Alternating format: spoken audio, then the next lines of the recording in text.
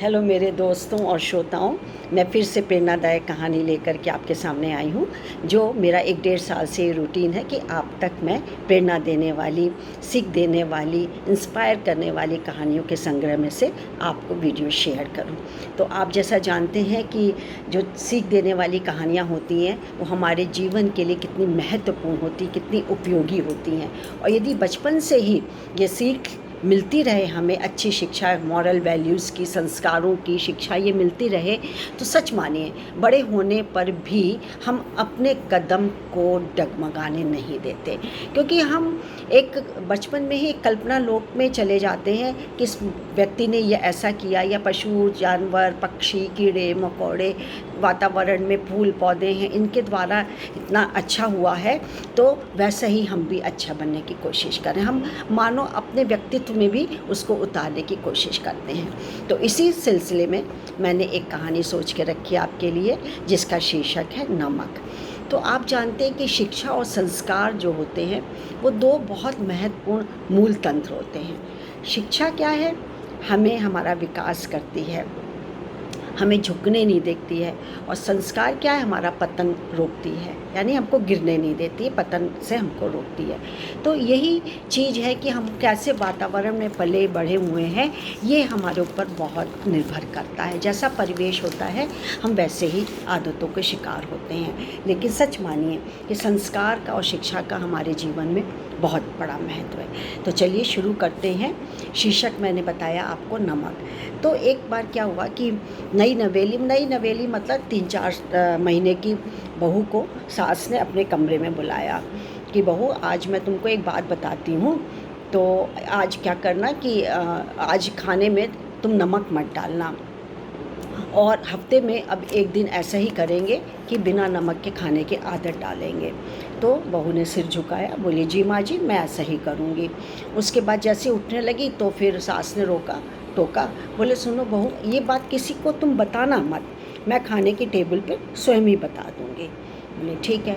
इतने में छोटी बहू, यानी कि जो नई नवेली दुल्हन थी, वो छोटी बहू थी। छोटी बहू कमरे से, सास के कमरे से बाहर निकली और इधर बड़ी बहू का प्रवेश हुआ। तो उसने कहा कि माँ जी लाइए, आपके सिर में ठंडा तेल लगा दूँ। और उसने ढक्कन खोल के तेल डालना शुरू कर दिया। और बातों बातों में उसने पूछा कि माँ जी, ये छोटी बहू को आपने क्यों कमरे में बुलाया था, वो किस कारण से आई थी? बोली कुछ नहीं, ऐसे ही आई थी। और उसके बाद अपने जीवन की बातों के बारे में बता रही थी। लेकिन मैंने उससे कहा कि बहू, आज जो कि है तुम खाने में खाने जो कि खाते समय तुम मतलब परोस देना खाना, और मैं खाने के टेबल पर कुछ बात चर्चा करने जा रही हूँ। तो बोली कि माँ जी, ऐसा करिए कि छोटी बहू जो कि है वो खाने में जो कि नमक ज़्यादा भी डाल देती है, बेस्वाद हो जाता है, तो मैं जो घर के साफ़ सफाई के काम करती हूँ वो वापस आप छोटी बहू को दे दीजिए, मैं खाने का काम संभाल लेती हूँ। तो बोली हाँ, उसको अनुभव तो कम है, वो खाना उतना अच्छा नहीं बनाती है, लेकिन चलो आज और रुक जाओ बड़ी बहू, आज रुक जाओ, फिर मैं तुम लोग के काम का बंटवारा या संशोधन कुछ कर सकती हूँ। तो बोली ठीक है माँ जी, और कमरे से निकल गई। इसके बाद खाने का समय हुआ। खाने के समय में उनसे सास ने, पहले उसमें 2-3 बेटे थे, सास ने अपना लस्सा तोड़ा, बोली अरे वाह, आज तो बहुत स्वादिष्ट खाना बना है। और पर्दे के पीछे से छोटी बहू झांक रही थी, और बड़ी बहू भी, सबका, और सबने जो और भी बैठे थे, 3 बेटे बैठे थे और उनके भी दोस्त या कोई थे, सबने स्वाद ले लेके चटकारे ले लेके खाना खाया। सबके मुंह खुले रह गए कि अरे, मैंने तो नमक ही नहीं डाला, ये ऐसा कैसे हो गया, क्या फीका खाना भी अच्छा लग रहा है? लेकिन खैर कोई बात नहीं ध्यान दिया। उसके बाद फिर खाना करेक्ट हो चुका जब, तो सास ने इशारे से अपनी बड़ी बहू को बुला लिया पास में। तो बोली बड़ी बहू, बोली हाँ कहिए क्या है माँ जी, क्या बात है? बोले देखो कि छोटी बहू के खाना जो कि है ठीक से बनाना नहीं आता है, तो मैं आज काम का संशोधन कुछ करूँगी। तो बोली ठीक है। तो बोले कि हाँ माँ जी, वो बिल्कुल भी नहीं डाल पाती है नमक। तो बोली कि सास बोली कि देखो, खाने में नमक जो कि है बहुत हमारे ज़रूरी है, लेकिन बने बनाए खाने में कोई ऊपर से नमक डाल देता है तो वो बेस्वाद हो जाता है और सेहत के लिए भी नुकसानदेह होता है। बहुत प्यार से सास ने कहा। वो बाबा सुन के बड़ी बहू दंग रह गई, एकदम स्तब्ध रह गई, तो एकदम पैरों पे गिर पड़ी कि मुझे माफ़ कर दीजिए माँ जी। तो उसने कहा, सास ने, कि ठीक है, अपनी गलती को तुमने स्वीकार कर लिया है तो ये काफ़ी पर्याप्त है, लेकिन मैं ये संशोधन मॉडिफाइड करना चाहती हूँ कि तुम साफ़ सफाई के साथ साथ छोटी बहू का किचन में भी हाथ बटाओ और उसको समझाओ कि कैसे कितना अंदाज से नमक पड़ता है। तो उसको बहुत आत्मग्लानि, बड़ी बहू का आत्मग्लानि हुई और फिर वो कमरे से निकल गई। कहानी यहीं समाप्त हो गई। और क्या बताऊँगी। तो दोस्तों, सबसे बड़ी बात है कि यदि आप परिवार में रह रहे हैं, कैसा परिवेश है, कैसा, यानी बड़ी बहू का परिवेश निसंदेह ठीक नहीं होगा।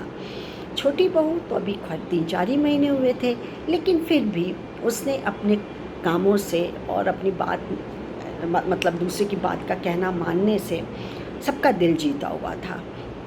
तो यही हमारी शिक्षा और संस्कार का महत्व होता है। दूसरा कि परिवार में ये सब करने के बजाय, बुराई करने के बाद के लिए बुरी हरकत करने के बजाय आप मिलजुल के रहिए, वो ज़्यादा अच्छा है। और तीसरा, सास ने बहुत चतुराई से, समझदारी से इस समस्या को सुलझाया, वरना तो पता नहीं क्या होता, कलह होता, बंटवारा होता, 2 चौके बनते, 3 चौके बनते, क्या होता, गॉड नोस नहीं। तो ये चीज़, यानी कि सास का भी परिवेश, पर्यावरण या रहन सहन या संस्कार की बात करते हैं तो बहुत उत्तम था। उसने मधुर स्वर में समझाते हुए, किसी को डांटा नहीं, फटकारा नहीं, कुछ क्लेश नहीं, कोई दुख नहीं, बेटों से शिकायत नहीं, कुछ नहीं किया और उसने इस समस्या का सुलझावा कर दिया। तो दोस्तों, मेरा संदेश कहानी के माध्यम से यही पहुंचाना होता है कि विकट से विकट परिस्थितियों में भी आप सोच समझ करके कदम उठाएं, समय दें, धैर्य से आप उस बात को सोचें और फिर निर्णय लें। वो निर्णय बहुत परफेक्ट होता है, गलत नहीं होता है। और फिर आप जल्दबाजी में आपको जो ग्लानि, आत्मग्लानि या पछतावा होता है वो कभी नहीं होगा, क्योंकि आप समय से सोच करके आप काम कर रहे हैं। तो आज के लिए बस इतना ही। मैं डॉक्टर मंजू जैन, मेरा आपको नमस्कार। मैं retired associate professor from saint degree college Kanpur. कल फिर एक कहानी के साथ उपस्थित होंगी। Bye and thank you.